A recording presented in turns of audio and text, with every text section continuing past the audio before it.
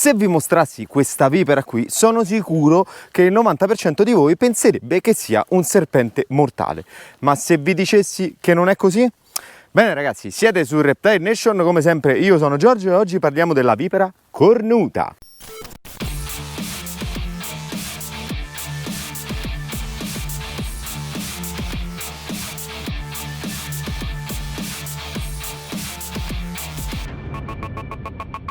Non è una vipera presente in Italia, quindi precisiamo subito questa cosa e non va confusa con la nostra vipera dal corno. Prima di procedere con il video ragazzi, mi raccomando, come sempre lasciate un mi piace e condividete, non costa nulla per voi, è veramente un attimo, ma vi assicuro che dà un enorme supporto a me e al canale. Per parlare di questo serpente ci dobbiamo spostare nelle zone desertiche dell'Africa settentrionale e del Medio Oriente innanzitutto.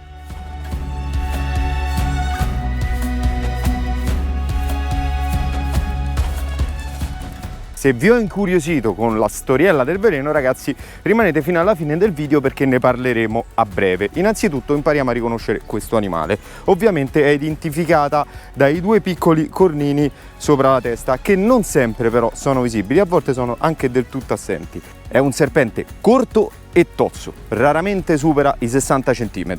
La colorazione è gialla, ricoperta da macchie scure, ricorda molto veramente tanto la sabbia del deserto, appunto. Sabbia che usa per l'appunto per mimetizzarsi, per difendersi sia dai predatori sia proprio per predare, ricoprendosi fino alla testa, lasciando scoperti solo gli occhi e catturando i malcapitati che vi si avvicinano. È un animale che prende il calore dall'ambiente circostante, motivo per cui ovviamente tenderà a muoversi il meno possibile durante le ore più calde del giorno, perché sono deleterie e possono portarle anche al decesso.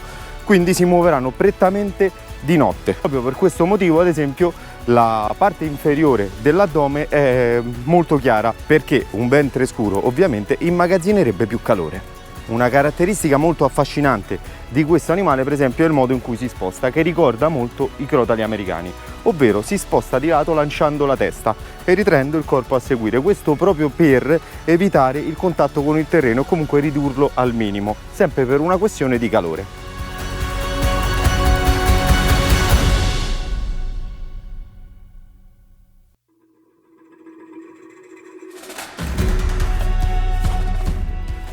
Dovendo poi nascondersi completamente sotto il terreno e lasciando visibili solo gli occhi, ovviamente ha anche delle squame a protezione di questi ultimi. In inverno ovviamente, come le nostre vipere, si ritirerà in tane nel terreno, magari scavate dai piccoli topini che verranno sfrattati, e il risveglio in primavera verrà susseguito dagli accoppiamenti verso aprile e maggio. La gestazione durerà un paio di mesi e darà alla luce circa 18 piccoli già completamente formati. Ed eccoci qui, pronti, ci siamo. Se non l'avete fatto lasciate un bel pollicione in su ragazzi e parliamo del veleno, la cosa che vi interessava sicuramente di più. L'aspetto è sicuramente minaccioso, poi trovandosi in una determinata zona del mondo ovviamente penserete sia un animale letale.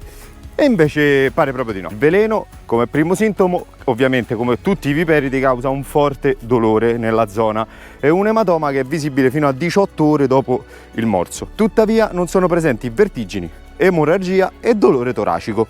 No. E poi ecco la notiziona. Uno studio dell'Università di Doha, svolto anche piuttosto recentemente nel 2020, ha dimostrato che il morso subito da un 45enne in piena salute ha avuto risultati insignificanti. Neanche a dirlo, il caso di morso da parte di questo animale è veramente raro. Trovandosi in zone desertiche è veramente difficile essere morsi.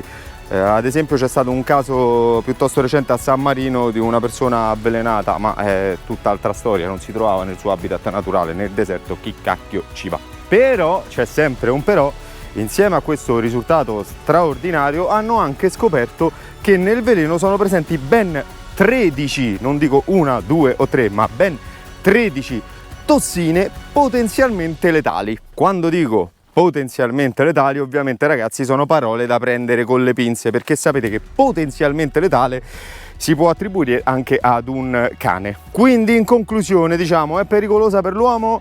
Allora, in linea di massima no, secondo questo studio no. Mi farei mordere? No.